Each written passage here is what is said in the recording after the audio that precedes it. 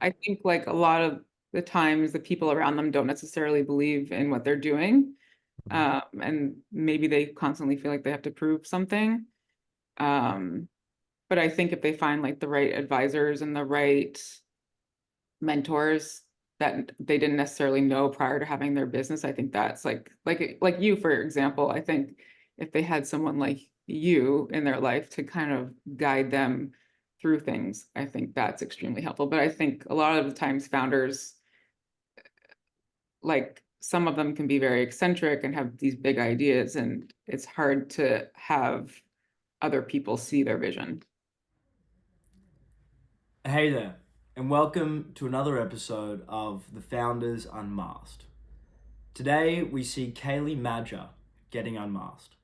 Kailey is the co-founder of Hoxton, an advisory company helping founders and executives reach their goals and fix their pain points with new creative outlook. I learned three important things from this interview. Firstly, it reaffirmed the importance of family members on our journey to becoming founders. How those in our lives, and especially the elders in our lives, can push us on that pathway through their own experience to becoming a founder. Secondly, I learned that not always do founders see themselves as founders at the get-go. In fact, it usually takes quite some time and conversation for them to actually recognize that they are founders and what that actually means. Lastly, I learned the importance of finding a good counterpart as your co founder. Somebody whose strengths make up for your weaknesses and vice versa, and also somebody who you get along with. I invite you now to join me in watching Kailey get unmasked in this week's episode. Thank you very much. Are you a founder, Kailey? After speaking to you, I've learned that I am a founder. Yes, I would consider myself a founder. Why why did you initially struggle with the idea? Um, I guess I have worked in a variety of fields, one being venture capital. And so I have this vision of what I see a founder being, and it's hard to place myself in that position.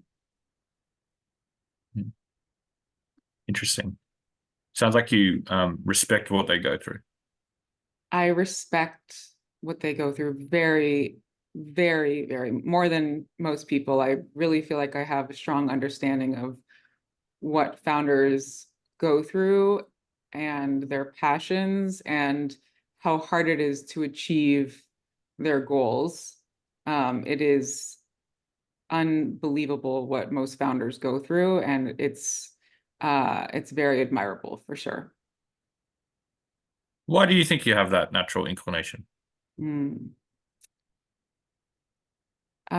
Probably because I grew up in like a family of entrepreneurs. Really? Yeah.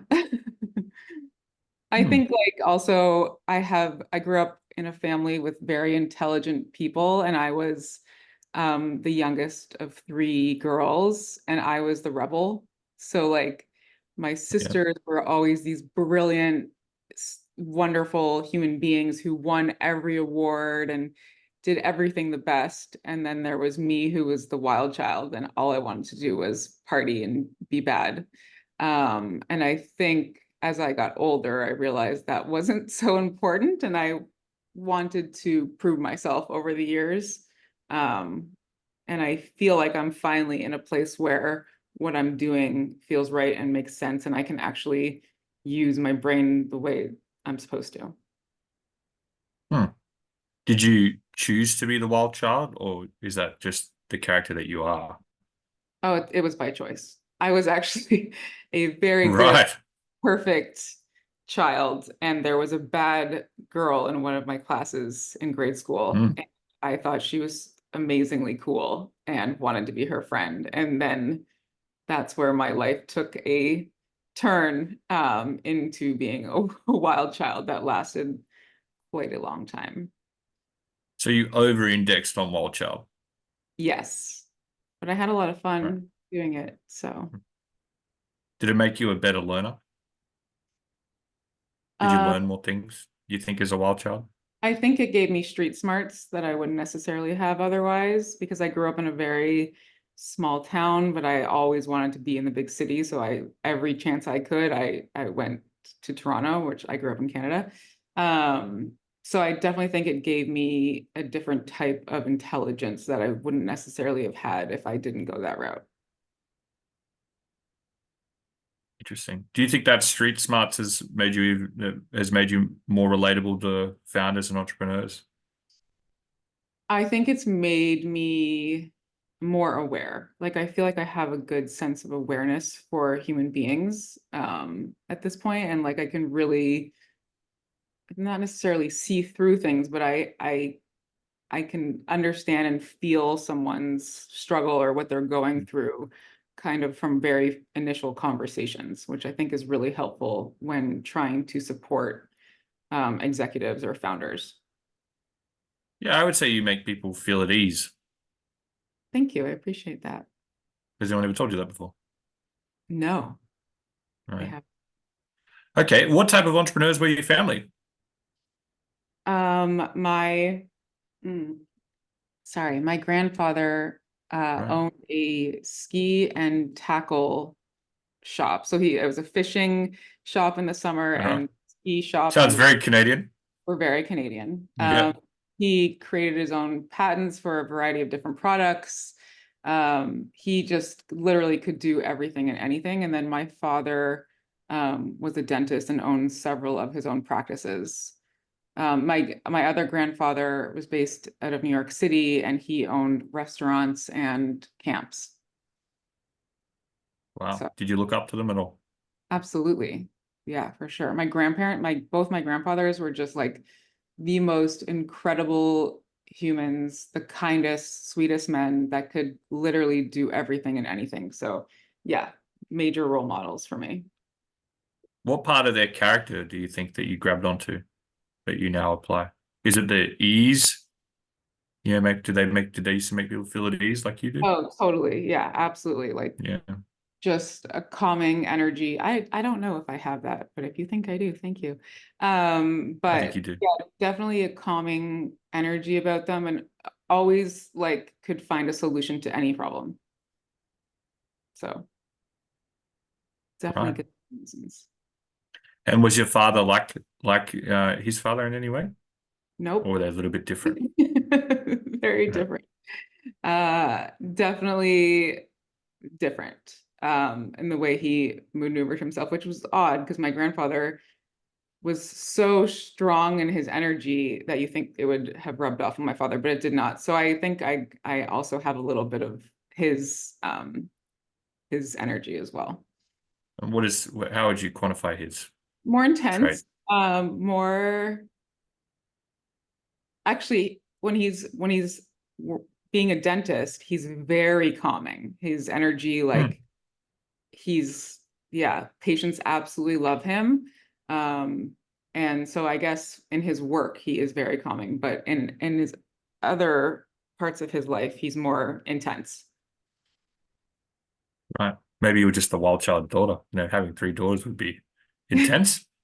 Yeah, I think they thought I was going to be a boy because apparently there was no ultrasounds back in the year I was born, although at that time Right. aging myself. But yeah, so they thought I was going to be a boy, and I came out the third girl, but I was born on Father's Day, so that was a nice surprise for him. Wow. Yeah. And um, are your sisters entrepreneurs? Um, yes, and my oldest sister is a consultant. She's brilliant. She's a forensic accountant. My other sister is brilliant as well. Wow. The school teacher. That is to me is literally the hardest job in the entire world, and I don't know how she has the patience for it or how she does it. It is incredibly difficult. So kudos to her for picking that career. Right. So your wild childness has led you to the entrepreneurial trade that the family has adopted. Yeah. What would your grandfather say about you being an entrepreneur, or what does he say? He's still here, Oh, he's not alive anymore, but he would love it. He would absolutely right? love it. I think he would just pick my brain and ask me a million questions, and but he'd be very proud for sure. Do you think about that type of interaction often? I don't actually. Mm. I'm too busy thinking about my work. But I should think about that more often because it's definitely like a guiding light. Right. Okay. Let's get into your work. I've always sort of positioned myself as someone that's here to fight injustice, and unfortunately, that's what I'm programmed to do. What What do you think you're here for? In this world? Hmm. Wow, that's a big question. Yeah. Have you thought about it? Yeah, I think it depends. Like, what am I here for work, or what am I here for in uh like personal relationships? I think it's two different Just things to me. what do you think you're here for? Answer it any way you like. Wow. Okay. I think I'm here to help people Hmm? in all aspects of my life. And have you worked out how you help them, Yeah. other than making them feel at ease? Yeah, definitely. I feel like I'm very supportive. I'm empathetic to a fault. That's more my Right. personal. When it comes to work, like I said, with founders, like I understand their hardships. So when working with like a startup or a founder, I think I really like am empathetic towards their problems and want to help them solve their pain points. Same with like an enterprise that's feeling stuck. Like, how can I come in, work with my business partner, obviously, um, to really get them unstuck and to see a path forward? Because I feel like a lot of companies um, can't see beyond themselves sometimes, and they get to a point where it's just they can't see the path forward, and that's where we come in to kind of give them a reset. Yeah. Okay. It feels like you provide that type of safety to actually have that conversation to do that. But maybe we could start like how did you get to your business now? Because this isn't your first entrepreneurial endeavor. Where does No, where do you go from wild child to entrepreneur? When does that happen? it's a kind of a angled path, but Oh, not linear at all. um take yeah, us through it. sorry. Take me through it, please. And okay, well, I'm not going to go into too much detail. I'll give you high level, but Okay. my true passion was fashion, and Mhm. all I wanted to do was work in fashion. I was living in Toronto, and I only felt that the true way to get into the real world of fashion was to move to New York, which I did. Um, I took a career in corporate fashion in for theory and moved to New York from Toronto in my early 20s, um, and got a bit derailed after a few years due to unforeseen circumstances, and moved to Florida, took a little bit of time off, and then decided that instead of going back to work, I wanted to open a business. So my sister and I actually opened a blow dry bar in Miami, Florida. We opened it in Midtown Miami, which at the time was like the new up and coming neighborhood.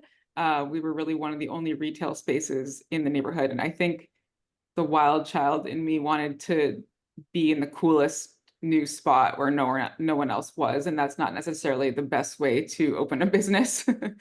Yeah. um, so we learned, after 5 years, we ended up selling the business, learned that we were too soon, for sure, in that neighborhood, which was a great learning lesson. Was it But successful? no, it wasn't. Right. It was successful in the fact that it was a great experience, a very tough experience as well. But I wouldn't say it was successful. Um, What was six? What did you like about it? What about it did you like? Creating something, it was a franchise, so I didn't create the concept necessarily, but Mhm. like creating a world around this business, I think was Mhm. exciting, and like the figuring out ways to make ourselves relevant and apparent at all times. We were always hustling and doing the most to make sure that everyone in Miami knew who we were. And then also learning how to run teams. I had a staff of 15 to 20 at any given time. And so learning how to deal with personalities and how to be a boss and all these different things. I think at the time I was really learning, so I wasn't really sure how to be a boss. I was more like trying to be their friends so that they would like coming to work every day. Yeah, we all go through that journey, Yeah, definitely. it's a very difficult journey for sure. So yeah, sold the business and just needed a break from Miami, moved to Los Angeles, got into multifamily, and was working for an owner operator that owned properties all over the United States. Um, Right. Let's just pause there for a second. So back to your first business, and then we'll okay. come to Los Angeles. Mhm. Um, what did it feel like, entering the entrepreneur class after being around, two, what it sounds like, professionals of what they used to do? Did you think about that? Were you like, oh, I want to, now what did it feel like finally going and, from wild child and entrepreneur and joining the family sort of trade? What did it feel like? Um, I mean, I loved being an entrepreneur. It was like very Mm, empowering. I think okay. like that was the most exciting feeling, was like, oh my gosh, I own my own business at 28 years old. Like it was so exciting. Um, but over the years, like the excitement turned into stress. Uh, Right. so I feel like I truly understand like that weight that you feel. And when we decided to sell the business, I was very upset. Like it felt like I was losing a part of me. But the day that we sold, it was like the deal was done, and it felt like the biggest weight was lifted off my shoulders. I can't even explain it. It was like an instant, oh my God, I feel okay again. Um, Where do you think the stress was coming from? Was it just the operational stress, or was it like the fear of it won't work? What do you think was the the financial, main? the financial Yeah. stress. Okay. Yeah. Yeah. Yeah. Right. Did you have to like borrow money to set it up? Is that how it works, or Yeah. was it just yeah? Yeah. Right. And the financial stress of, we had been trying to sell for quite some time and keeping it a secret from people, which was, I'm Canadian. I don't like to keep secrets. I like to spew and tell my truth all, Gossip. Yeah. not gossip, but be honest. Yeah. And so it was very hard for me to keep that inside of me. And Why'd you uh, have to keep it secret?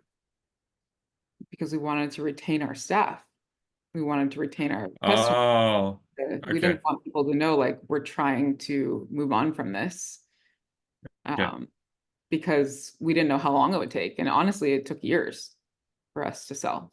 Oh, you mean the sales process you wanted to keep secret? Mhm. That's Yeah, helpful. Okay. And what was it like working with your sister? it was great. We're very different personalities. Like Right. she's analytical, I'm creative and totally like wild child. um, totally different personalities, but we did totally different things. So it was good. I mean, obviously, when you're working with family, you can communicate with them in different ways as you would necessarily like a business partner. Um, so that was tough at times, but learned a lot for sure. Right. How do you talk about it now with your sister? Well, We do don't. you We're do? too Right. traumatized. She, Okay. Did it bring if you I together bring or it push up, you she's like, further we can't apart? talk about it. Yeah, we just pretend it never happened. Did it make you both closer? No, I Right. wouldn't say that. Really? No. Okay. That's Oh, interesting. it was a really challenging, stressful time for both of us. So, Okay. So true trial by fire into entrepreneurship. mhm. Franchise should be easy, not always. You'd think Did so. Yeah. did you ever lean on any advice from your grandfather or your dad when you were going through that business? Yeah, definitely. Yeah, Where my were they father, helpful? sure. I don't know if I could say that they were helpful. I think my grandfather, Really? yeah, like when we talked about it, he's loving and supportive and just like, I don't think I ever really told him about the hardships that we were going through. My father more was maybe added a little stress to it. So we didn't necessarily have good external support systems. It was kind of just us trying to get through it. And you think entrepreneurs and founders always struggle from what you've seen of getting support from people around them? Yeah, I Right. do. I think like a lot of the times the people around them don't necessarily believe in what they're doing. And maybe they constantly feel like they have to prove something.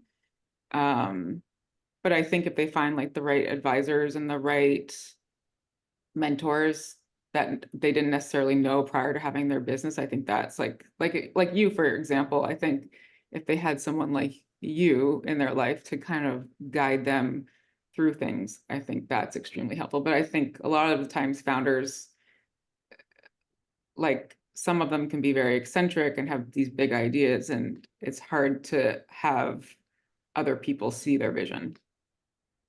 Right. And, as you went through that process, which sounds like we got a great idea, and then it's a lot Yeah, harder than we thought it was. And 1000%. now we know we're a little bit early, so we're gonna have to exit to actually, and not go into crippling debt, I'm assuming. Yes. Um, did you get a taste for entrepreneurship out of it? Like, did it harden that you needed to be Oh, around entrepreneurs more and more versus, say, fashion in New York or big no, business? I mean, think I still like a taste of both. And that's why I Right. what I'm doing now is kind of like the best of both worlds. Um, yeah, I think I love the idea of like working with big brands that are doing amazing things. And I loved working at a big fashion brand because it was like exciting to be in that world. Um, and And why do you think like, not many people can keep a foot in both worlds? Why do you think you can?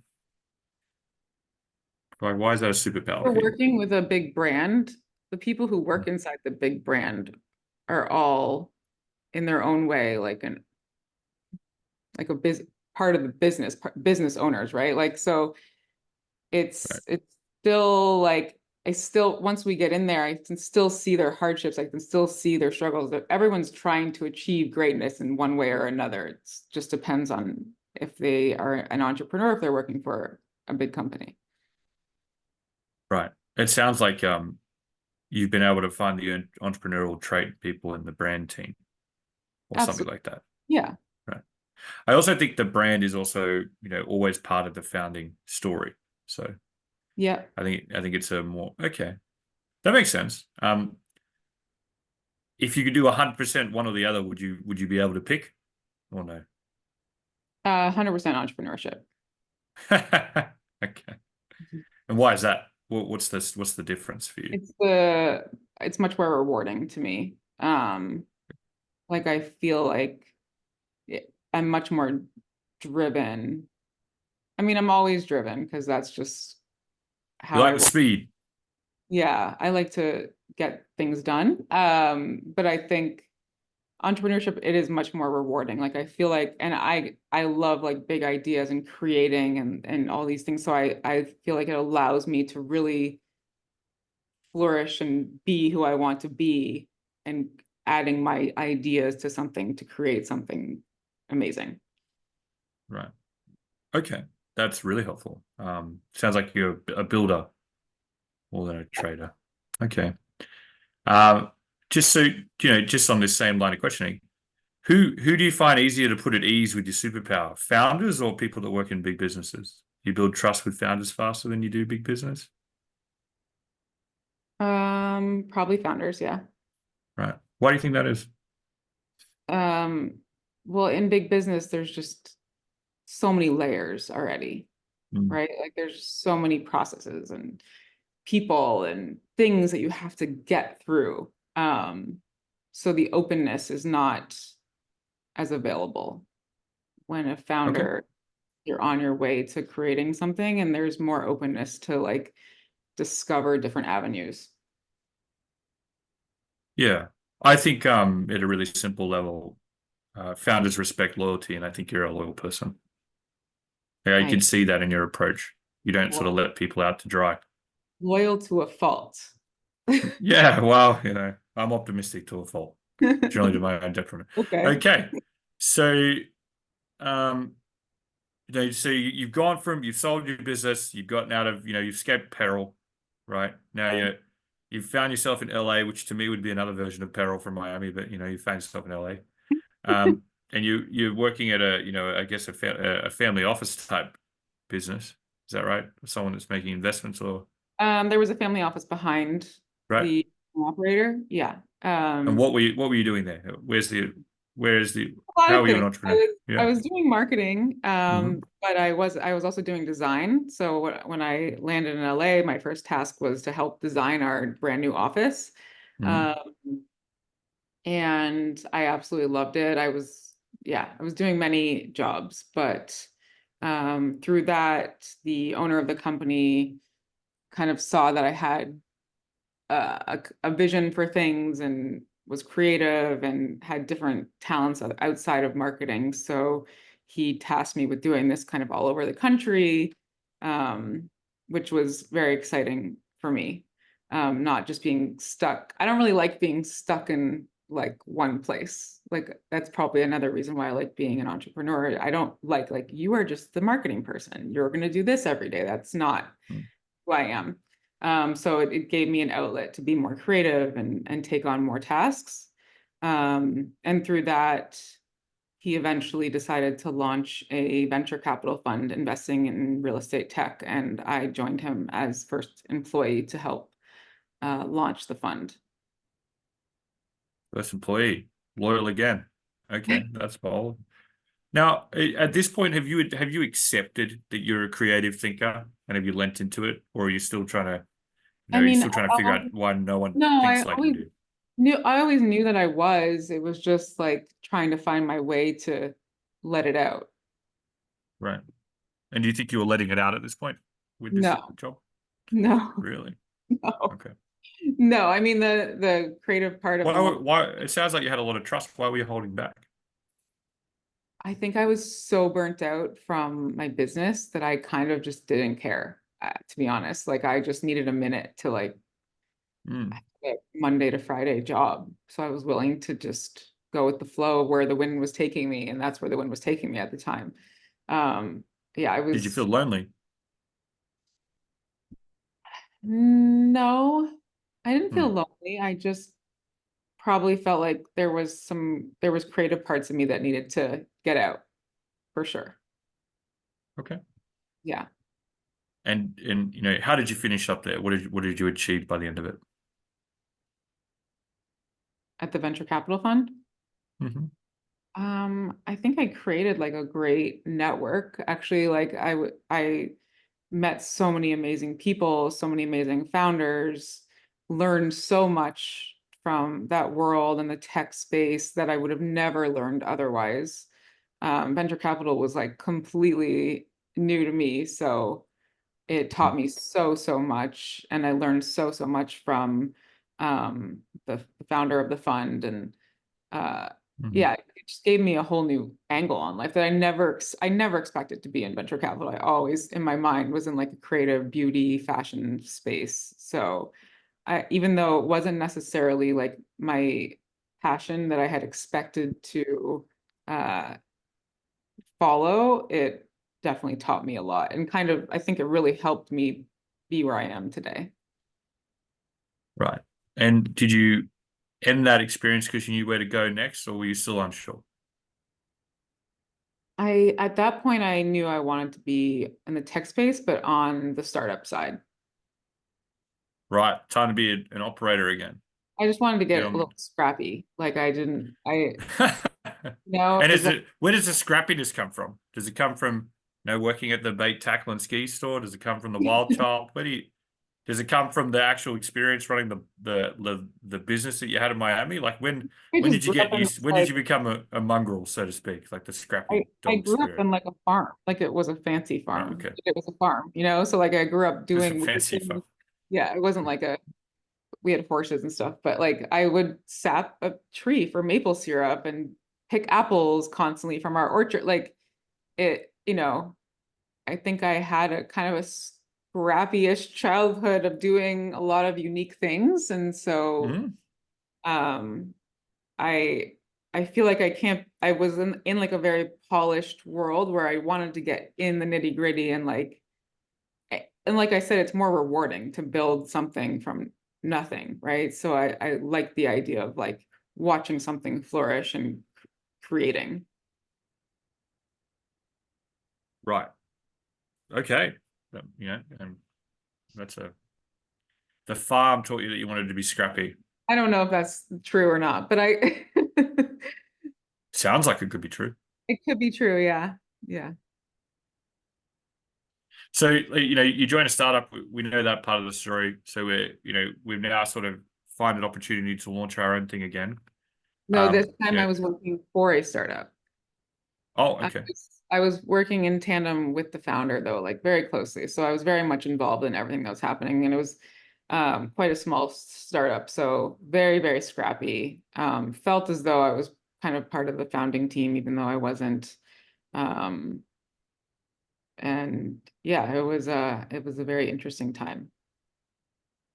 Right. What would you learn from that experience? Um, Not to necessarily follow trends. We pivoted the idea of the company to go with the current trend because we saw what was happening in that space and felt like we could do it even better, but Mm. that died while we were about to accomplish a lot of amazing things. And that killed the company ultimately. So you followed the hype cycle a little too much, Yes. right? Yeah. And what did that what did that show you where the opportunity is then? So you've learned to be scrappy, you've escaped peril, you've learned how money flows, you've worked out that entrepreneurs like you like to work with them. You've Hmm. gotten close to one to build a bold idea, but you rode the hype cycle. Hmm. You know, what what did you learn next?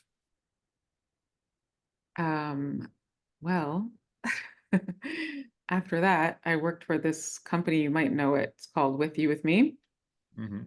Um, and that one taught me a lot. What's Uh, the main thing it taught you? huh. But that one actually taught me not to always trust my instincts, actually. Um, because at first it terrified me. Mm-hmm. It really terrified me. But then it ended up being like this amazing experience, and I worked with some of the best people I've ever worked with in my life. Like I I think throughout my career, Why did it terrify you? one of the founders was terrified. Right, fair enough. Yeah. Now it makes sense. But yeah, so I think I've encountered a lot of people who that didn't necessarily believe in me, but this was the first time that I worked with people that like really supported me and like made me feel valuable. And it was such a different experience. Like, wow. Still, I mean, it still teaches me things to this day. So, Right. What's the what's the main lesson did you learn from a startup to a scale up? Like where did you, other than people backing you, was what was the market lesson or the entrepreneur lesson? um, mm, I think it's like team is so important. Hmm. Like you have to have the right team in place and everyone be and have the same kind of understanding and thought process about what's happening, and transparency is key. Um, there's just so much that needs to happen when a company is in a growth phase with the internal team. It can't just be the executive team. It has to be everyone else has to be in the right position and also have the right understanding of where the company's going. Right.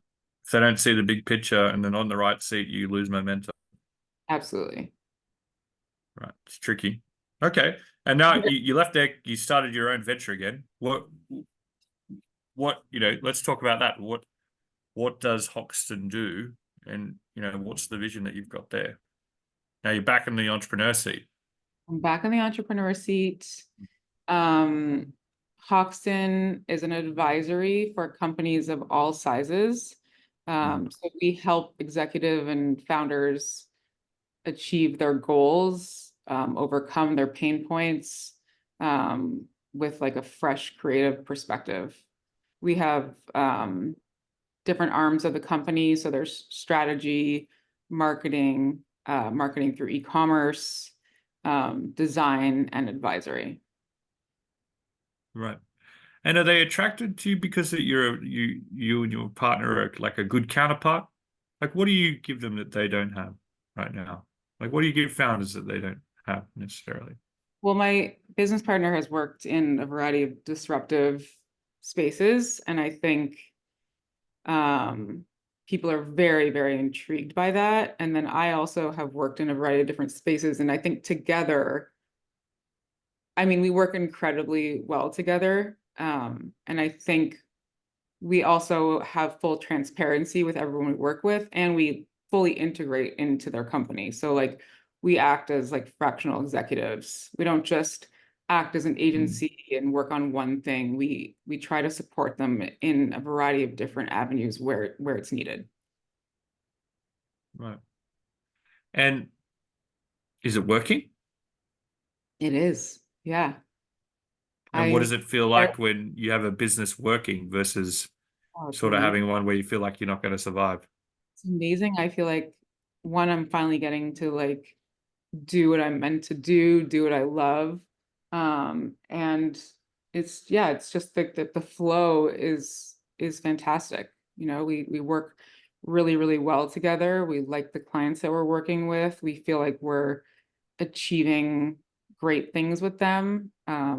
It's really exciting. And, you know, jump like after your sort of trajectory and all the different sort of cycles that you've been on and a few peril moments, Mhm. did anything really stop you from making the leap this time? No. Right. Why do you There think was that is? zero hesitation. It just felt right. It was like perfect Mm. timing. I mean, it was just, yeah, there was zero hesitation. And I stopped working my last company on a Friday and started with Hoxton projects on following Monday and haven't Right. looked back. And now in your new venture, does anything worry you? Does anything keep you up at night? No, I mean, I think we're perfectionists, so there's always things like that are going to keep you up at night, and you want to make sure that you're doing the best for your clients. Mm. Uh, but I think like we're on a trajectory to really grow and achieve amazing things. So I mean, there's always things you're going to worry about, just even little things. But I think that's why it's great to have a partnership because we can like lean on each other for things. Mm. And do you think that partnership model is a good model for you? You tried it before, you're Yeah. doing it again now. There's Yeah, sort I of think one partner, but it's just okay.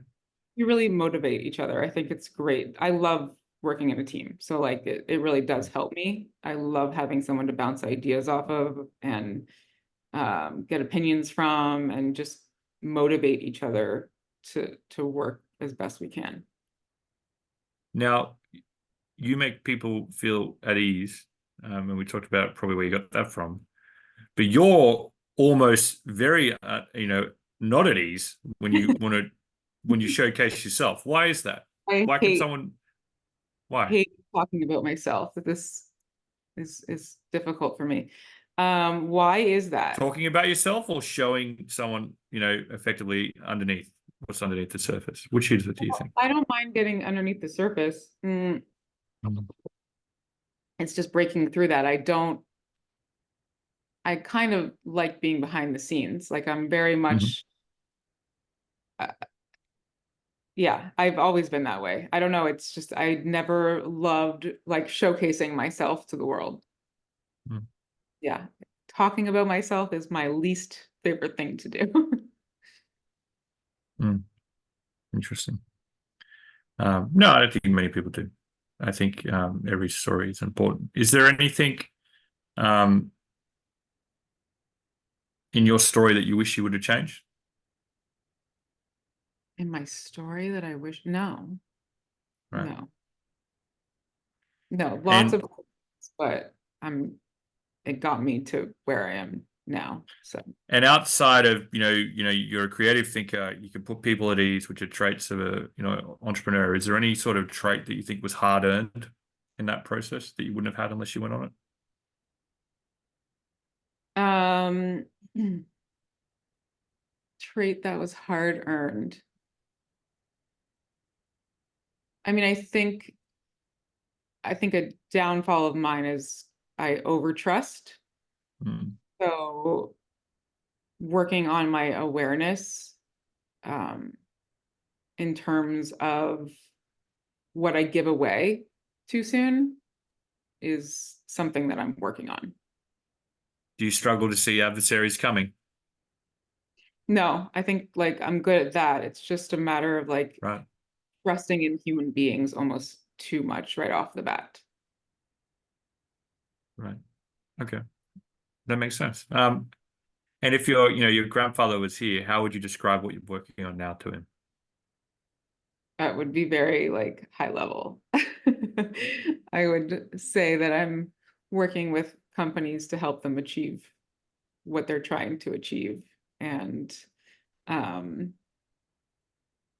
yeah, that's pretty much how I would explain it to him. I think his world was very different. Like he was into riding his tractor around and really like skiing and fishing and nature and completely different from my world. So I think he would have a hard time understanding. I don't think it's too different. I think you're both tinkerers of things. You both like creative ideas. Fingers of things You is both make so people feel accurate. at ease, and you both fly around all the time to do stuff. Like I think you're almost the exact same. You've been on different I pedal hope ride, so. but If yeah, I like was like 5% like my grandfather, that would be amazing. He was the absolute I best. think you're more than 5%. I think Thank you. from what I can tell and how you're talking about it, I think you'd be very proud of what you're doing right now. Because I Thank you. can, as you have this conversation, you can tell that you've sort of found maybe the seat that you're supposed to be in. Definitely. Hmm. Okay, what's next? What are you working on? Like, what's the big idea? Is there a big idea coming? Yeah, there's big ideas. I can't really divulge everything, but we're working on, growing the company, growing the different sectors of the company. We see, great things for Hoxton projects. Um, and we're developing some of our own products as well. We have a portion of the company called Hoxton Concepts, where we'll be spinning up some amazing concepts. Well, I'm excited to see where you go. Thank you. Thank you so much. All right.